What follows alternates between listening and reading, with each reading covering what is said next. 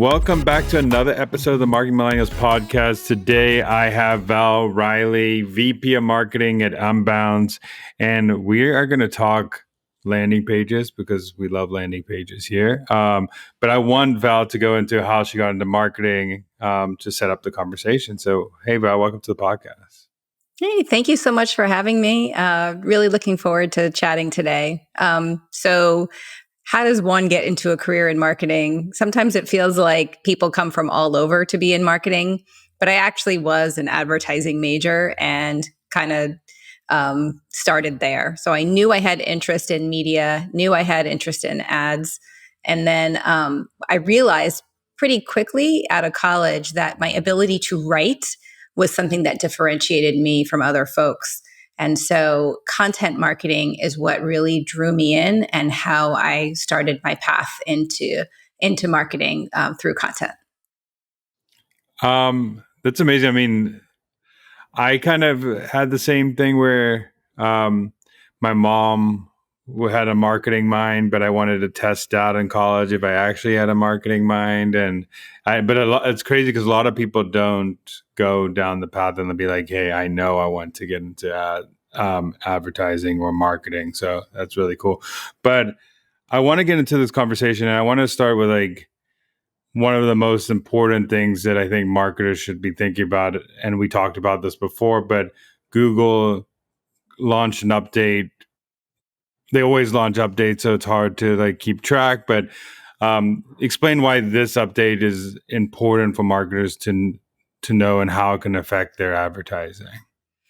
Yeah, I think at this point we'd be wise to their game, but Google just drops stuff and then sometimes there's big fanfare and sometimes there isn't. And this one was super interesting, Daniel, because it dropped in February. It was pretty quiet and you really didn't get a lot of buzz around it. But essentially, it was an ad quality update. But what it really talked about was emphasizing landing page quality. And it basically said, if your landing page doesn't have relevance, meaning how closely that destination page aligns with search intent, and it isn't easily navigable, then there's a good chance they're not going to serve up your ad. And, that's pretty huge. What was really interesting about it was that the navigation part of it wasn't super clear. So it didn't really say, hey, your page has to have navigation. It didn't say your page has to be easily navigable. So it left it up to interpretation a little bit. And I've seen different experts take it in different directions. But the relevance part was pretty clear. They really are doubling down. The search intent and the landing page destination has to align or else they're just not going to serve you. So, it really, if you think about it, a pretty consequential announcement. Yeah, it's still crazy out there how many people are not aligning what is on their ad to what is on their landing page. I mean, you probably see it a lot too. Some people just have an ad and it goes straight to homepage, which is if you're having a specific product ad or a specific service ad and it's going to something that's not specific, that can have a huge bounce rate on traffic that you're just paying for. So could you go a little bit of like back it up and say like why we should be using landing pages, and then we can go into like how to match them to your ad more clearly? Yeah, sure. And Daniel, in some ways it feels like digital marketing 101, but I'm flabbergasted to share this statistic, but 52% of B2B ads, PPC ads, go to home pages still today, in this day. And it's just shocking to me that digital marketers are spending all kinds of money and they could be getting so much more increased results if they just put together a landing page. And so if you think about it, it's like having, take it back to the olden days, right? Like if you ran an ad in the newspaper for a particular piece of clothing that was in your store and someone got to the store and they couldn't find that piece of clothing, Or if you had a window display and saying, hey, this is a great thing we have, and then someone walks in the store and they can't find that item. So what you really want to do is have your ad clearly match the exact page you're sending them to. So if your ad's for a red sweater, don't send them to the women's clothing department. Don't send them to the women's shoe department. Don't send them to the entire store and say, hey, find it yourself. But take them to the page with the red sweater on it.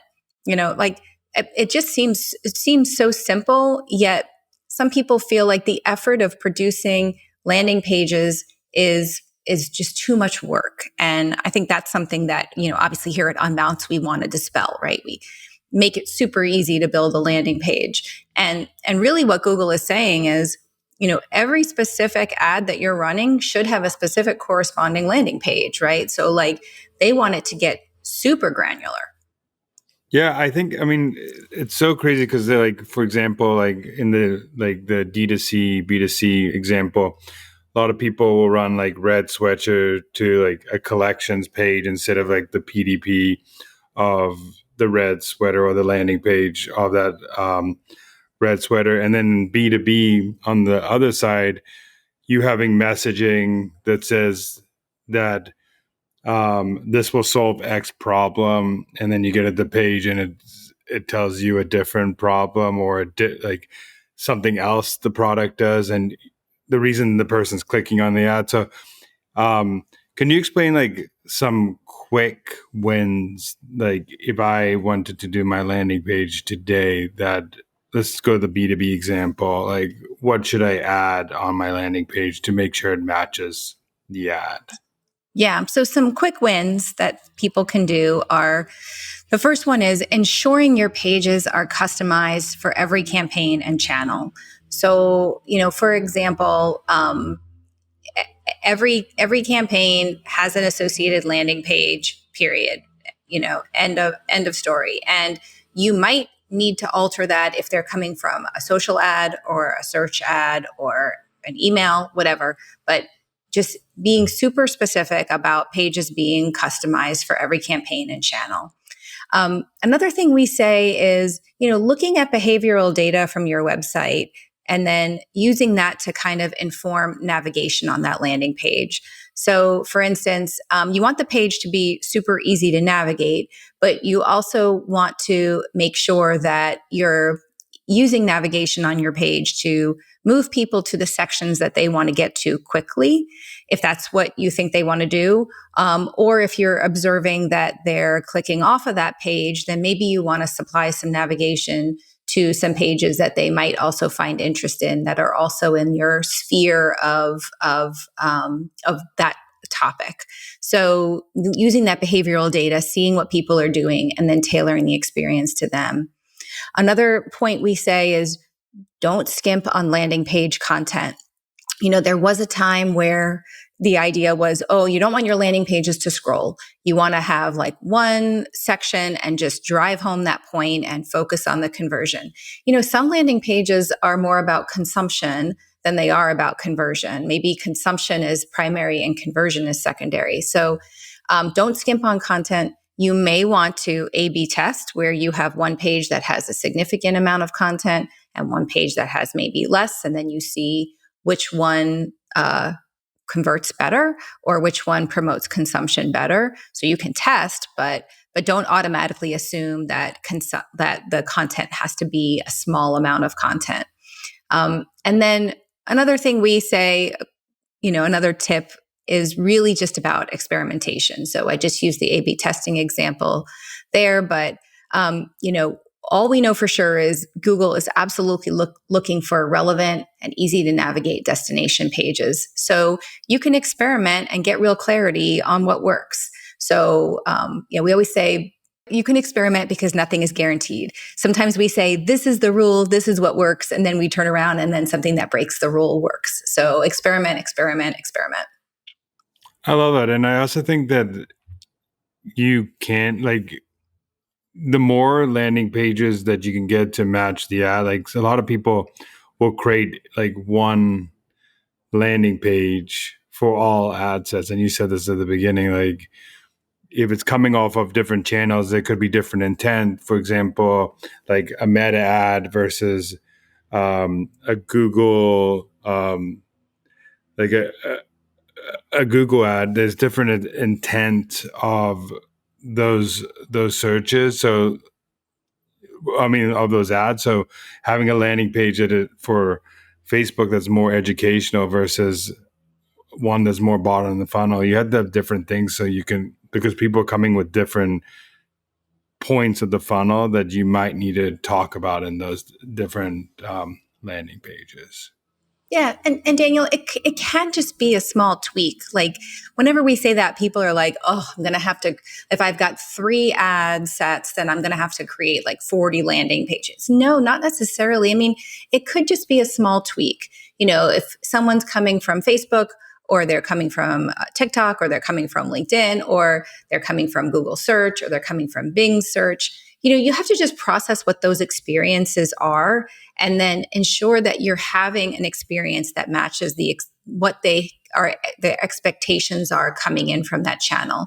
It could just be a word, it could just be a phrase, it could be you know, maybe they're a little bit farther along with intent coming from social than they are from search. But so it's not that daunting. It's just a matter of taking the time, and truthfully, you will see such dramatic increases in results if you just take the time to customize those journeys. It's not that much work, and boy, can it really pay off. Yeah, I mean, it could be as easy just tweaking a headline or tweaking the call to action or tweaking how many form fields. Like, we're not saying add 30 new sections to the landing page. It just, the pain that someone's coming at that point or the education that they need is a little different. So it could be just a couple sentences that need to be different on the landing page. Or like you said before, like even having 2 landing pages with just one word different, just so you could test the uplift, like you're losing valuable time if you're not doing a slide test, especially if you have good traffic coming to that landing page. So I wanted to also go into, I mean, everybody's talking about it right now, but like, how is like AI going to affect the landing page world, but also what is your thoughts on AI in the marketing world right now?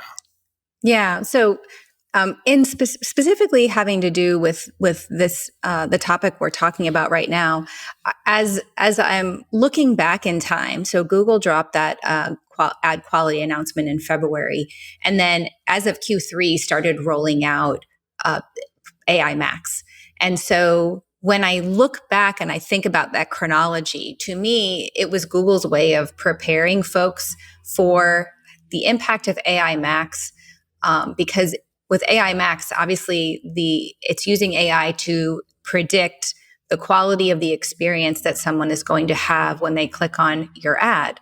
And so something's telling me that Google dropped that update in February to kind of get people thinking of what it means when AI predicts the success of your ad. So maybe it was a bit of a hat tip to the digital marketers saying, hey, kind of get your house in order, because when you move to AI Max and these models are making decisions, this is what the models are going to be looking for. They're going to be looking for message match with landing pages. They're going to be looking for navigable landing pages. So I do feel like it might have been a bit of a hat tip, which is great. So, I mean, AI Max is rolling out, still hearing positives and negatives from digital marketers in this space. And in terms of the impact it's having on the landing page business, gosh, it's just making landing pages even more important than ever. So like, we're sort of grateful. For in that aspect. But shifting gears, like I manage a team of 15 marketers, and we have a team ChatGPT subscription. And we're just always, every week in our team meetings, we are talking about, hey, I used AI for this, I used AI for that. This is how this helped me. We share prompts, we share custom GPTs. It's really become another source of like team communication. So we communicate in Slack, we communicate via email, but I feel like our shared chat GPT instance is just another way for us to help each other and become AI powered marketers, which is really what the demand is right now. We all have to become AI powered marketers. I love that because it's basically like going back, let's say 25 years and saying, hey, everybody, keep doing manual filing and don't use the internet, don't use a computer, don't even learn that. Just keep on doing what you're doing. This is the new version of what the internet was back then. And if you're not, as a marketing team, encouraging your team to use it, people are just going to, first, it's not developing your team, which I think that's your number one thing as a marketing leader.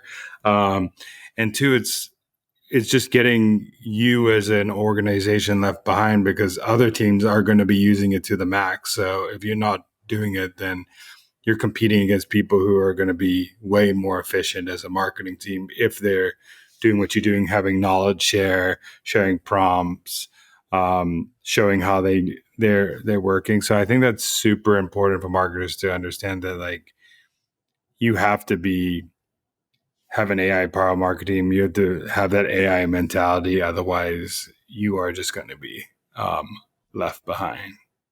Yeah. I think as a leader, you're correct.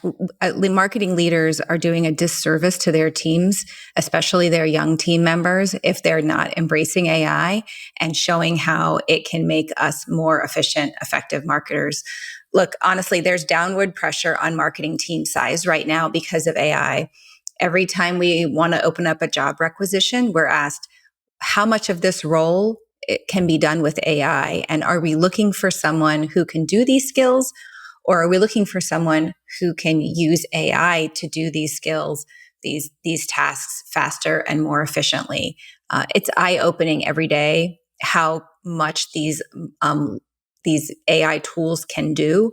Especially like just today, I gave an AI tool an example. I said, "Here's what I'm trying to do.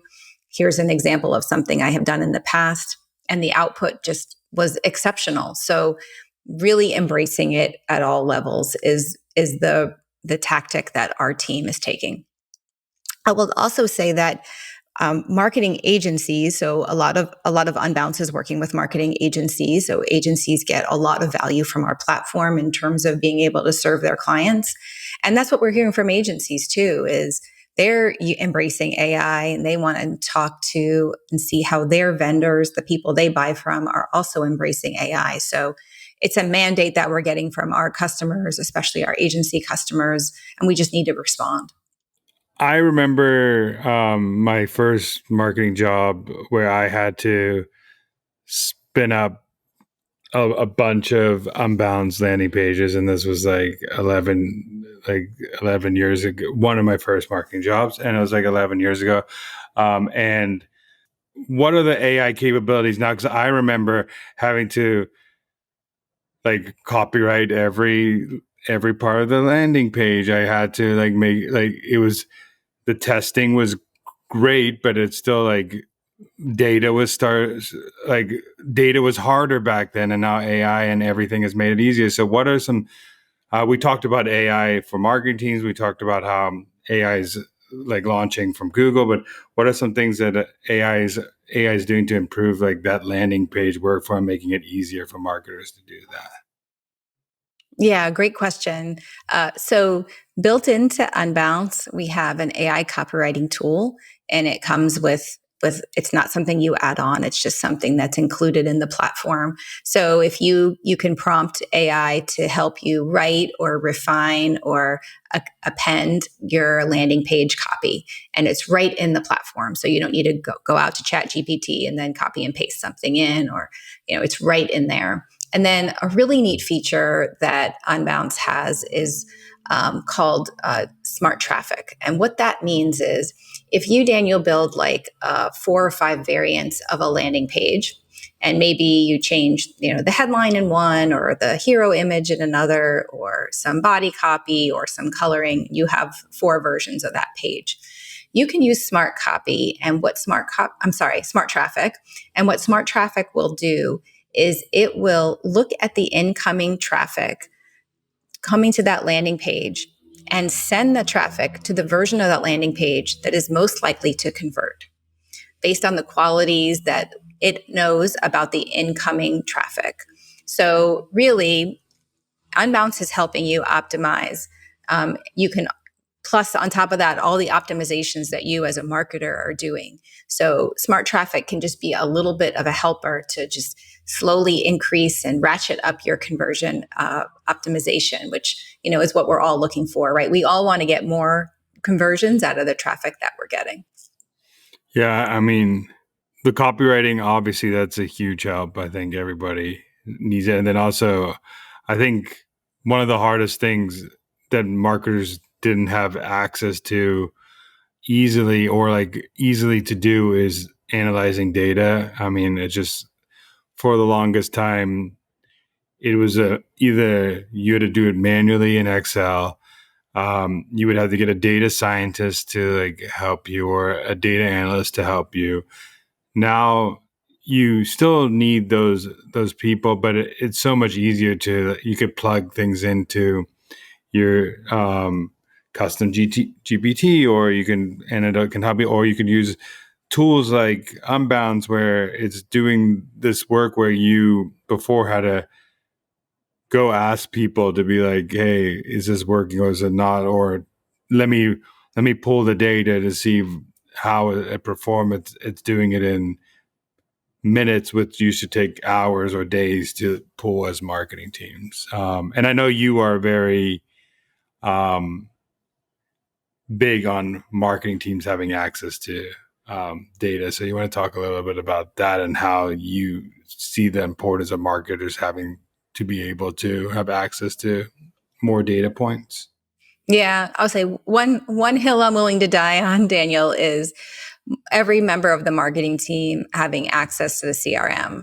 And so many organizations, and I mean, I've got some gray hairs on my head, so I've been in a lot of marketing orgs. All of the marketing team often doesn't have access to the CRM, which floors me. So they might all have access to the marketing automation platform, which of course that makes sense, but there's a point where the marketing automation platform has this baton handoff to the CRM, and then we go into qualification, opportunity generation, and then through the pipeline, and then we get to close. And for the marketers to not be able to see what's happening after they kind of flip the baton to sales, to me, is unconscionable. And there are CRMs out there who make it cost prohibitive for every member of the team to be able to have that access. And I would challenge you to find a CRM that allows your marketing team to have that visibility, because without that, you're contributing to the misalignment between marketing and sales. And it's a theme, and there's lots of reasons for it, but you should make your tools work for you and help close the gap between marketing and sales. And to me, that is just one way every marketer can do it. Every marketing leader can say, I insist that my team has this visibility. I think it's really worth it. Yeah, I think knowing why deals aren't closing and are closing, and then also looking at, especially from marketing source deals, and then also knowing just in general what the sales team is putting in pain points.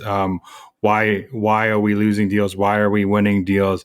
And how could we bring that? And now, especially now that we can analyze this easily and put massive amount of data to find, hey, what is the common pain points between all these 1,000 opportunities, or what is the common loss reason, or it just, and what are, if sales team is putting good notes in there, or we have custom transcripts, putting those in and seeing, this could help you write copy for the landing pages we were talking about. It can help you do better ads for top of funnel. And a lot of time misalignment from marketing and sales comes from that marketing saying one thing in the advertisement and then sales are saying a different thing in the sales call.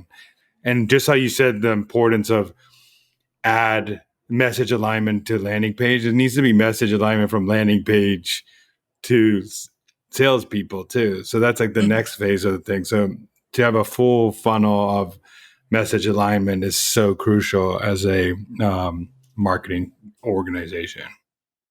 I'm so glad you zeroed in on the notes that the salespeople take, because that is by far my favorite part of the CRM. It's my favorite part of looking at deals that have turned, leads that have turned into opportunities, reading the notes and understanding, okay, we throw a lot of different things out there. What was it that caught the eye of this person that they said, I would like to talk to a salesperson? And, Unbounce owns Insightly CRM. And so specifically on the CRM side, there can be a lot of reasons why people choose to select a CRM. They could be coming from spreadsheets and it could just be like a complete disaster. They could be coming from a different CRM.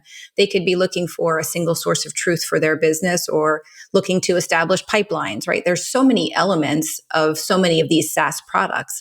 And so being able to look in the notes and say, hey, this type of business, this was what was important to them. That informs the marketing team on such a huge level. And to withhold that information because of a limit of a number of seats is just in today's business world, it's just shooting yourself in the foot.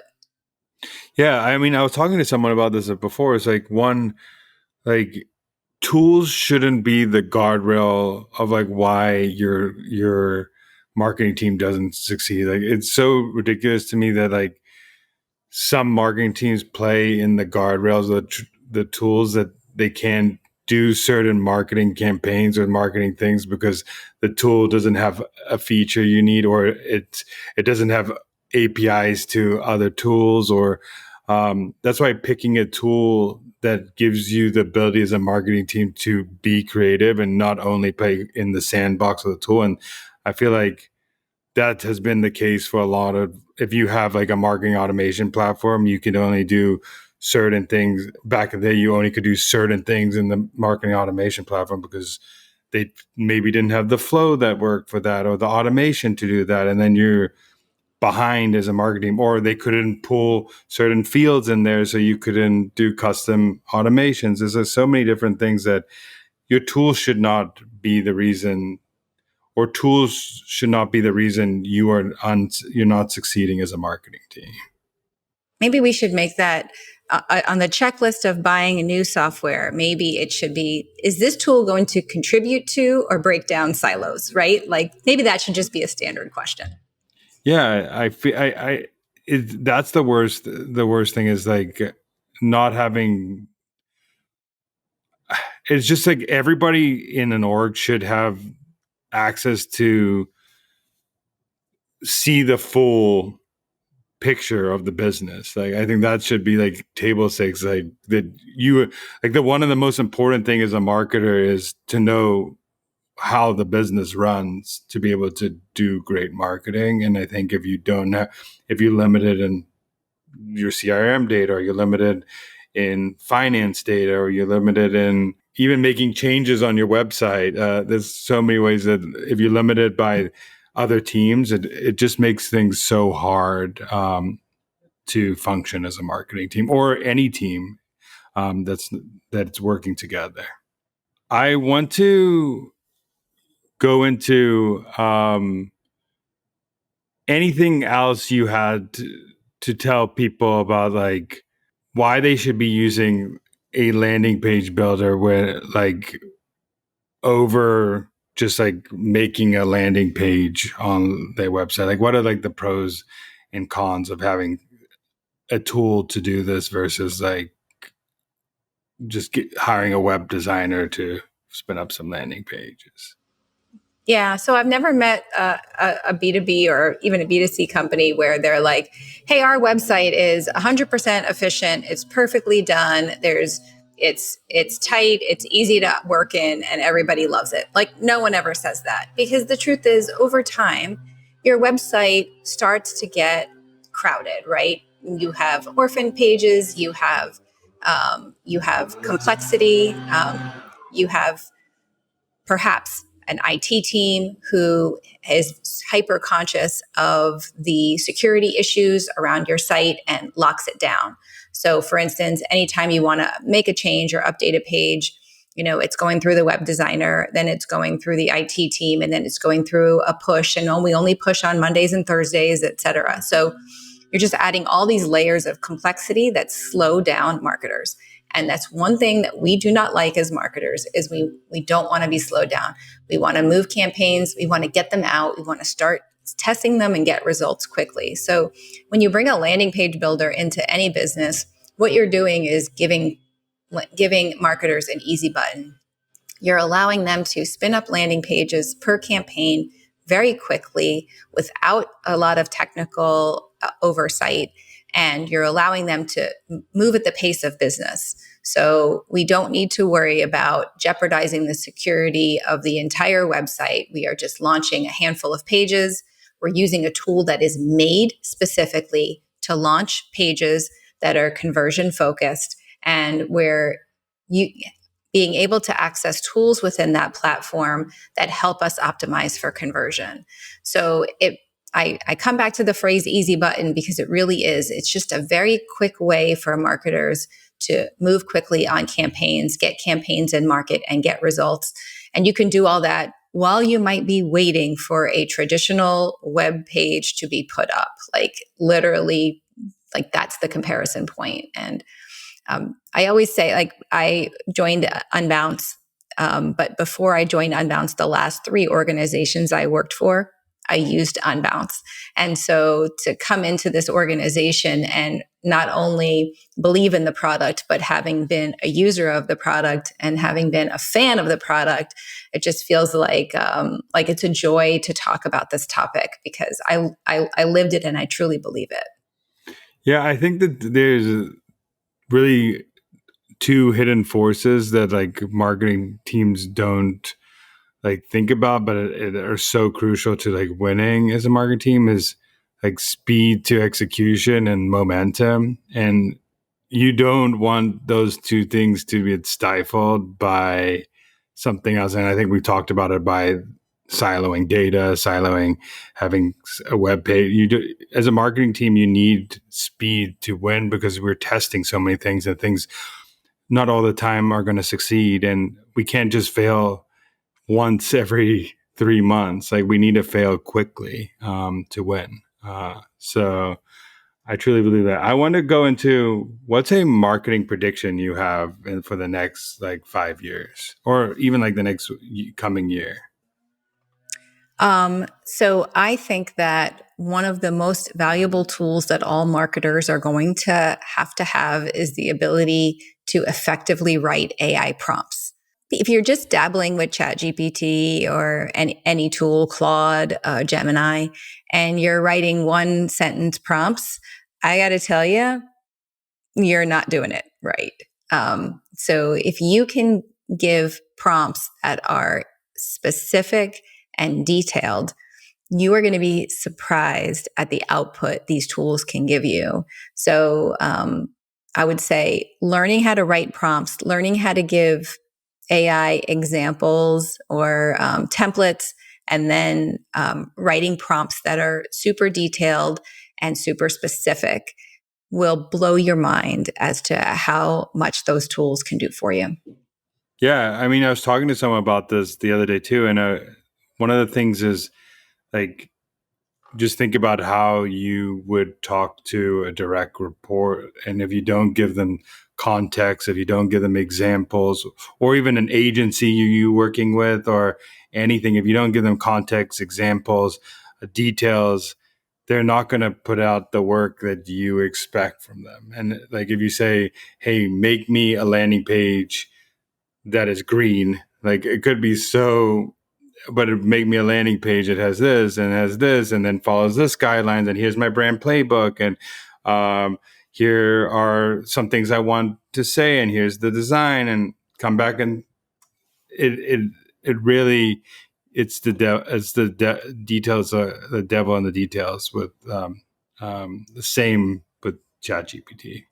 Yeah. So it's prompt and it's becoming a prompt engineer. It's understanding, being a marketer and understanding what you need to direct or how you need to direct these tools to do what you want them to do. I think that's going to be like the skill that a year from now or 2 years from now we're going to be looking for in candidates. I want to go into a little different section. Is like, what marketers or marketer is it inspiring you in the marketing space right now? So I got to say, I'm a bit of a LinkedIn addict and I'm on LinkedIn all the time. And sometimes as a marketer, it can be a little overwhelming. And I make this comparison. I go to my CFO and I say, in the last 10 or 15 years, how many different ways are there to read a balance sheet or to create a budget? There's been evolution, don't get me wrong, but the core principles are the same. And when you look at the work that marketers were doing 10 or 20 years ago and the work we're doing now, it's literally a completely different job. So sometimes I go on LinkedIn and I'm like, okay, here's an acronym I haven't heard yet. Here's something that I should be doing better at and I'm behind. And here's something that I didn't know about. And oh gosh, I'm going to get asked about that at a board meeting and I'm going to get caught on my heels. Like this is a constant learning profession. And so I recently came across a creator and her name is Heike Young. And she is a content creator who just brings all kinds of humor to marketing. And I just felt like, okay, if I got to follow someone who's not going to make me feel like I'm behind the eight ball or I'm doing something wrong, she just kind of makes me realize, hey, we're all in this together. Nothing's terribly serious. And we got to laugh at ourselves a little bit now and then. So Yeah, go to LinkedIn and get all the education, but laugh it off too, right? yeah, she's the best. I think she really knows how to like. I think that's part of good marketers, like knowing how to like bring entertainment, but also like make people feel some sort of emotion or teach someone something. And I think that she does it really well and utilizes video to do it, which is one of the hardest ways to like do it in this day and age, but important. And then lastly, I wanted to ask you is like, what is one thing you would tell someone who's starting um, out in marketing today that they will thank themselves 5 years later? Gosh, I'm going to sound like a broken record, but it's definitely the AI thing. It's learning how to become an AI empowered marketer is really what's going to set you apart from other candidates. So I love talking to young people coming and out of school and starting in marketing because it's such an exciting profession, right? Like if you're a writer, you want to go into content. If you're great with analytics, maybe you want to be a growth marketer, or maybe you want to go into paid media, or maybe you love handshakes and you want to go into event marketing or field marketing. Like there's so many opportunities, but the common thread through all of those is absolutely going to be how can you communicate the ways you can harness AI to do your work more efficiently for that organization? So just being an AI empowered marketer is where it's at. Yeah, I mean, 100% agree. I think, and even if you're in college right now or starting out at like, you should just be playing around with every different AI tool there, learning how it works and learning because a lot of people aren't, and that's how you're gonna get ahead. And if you can learn how to talk to AI, as we talked about in this episode, and learn how to prompt it and learn how to be great at that, you're going to be uh, a valuable asset to a lot of organizations because you, like you said also earlier, marketers are in this weird predicament where they might need a hire, but they're getting asked like, could AI do it? And if you are the person, the org who could be the one who can use AI to do something, you just become exponentially more valuable in that organization. So, lastly, where can people find you or Unbounce or what you all doing? Yeah, absolutely. I post regularly on LinkedIn. So Val Riley Marketer on LinkedIn. And I host the Closing Time podcast. It's a podcast for go-to-market leaders. So we talk to sales, marketing, customer success folks. That's weekly. And yeah, unbounce.com for all your landing page needs. And yeah, that's where you can find me. See your closing time. Definitely, you're fighting that fight of breaking down the silos between all this. So I love it. I think you're proving it with that podcast. So excited to everybody go check it in and go give it a listen. Nice. And thank you for being on the podcast today. I really appreciate it. Thanks for having me. Appreciate it.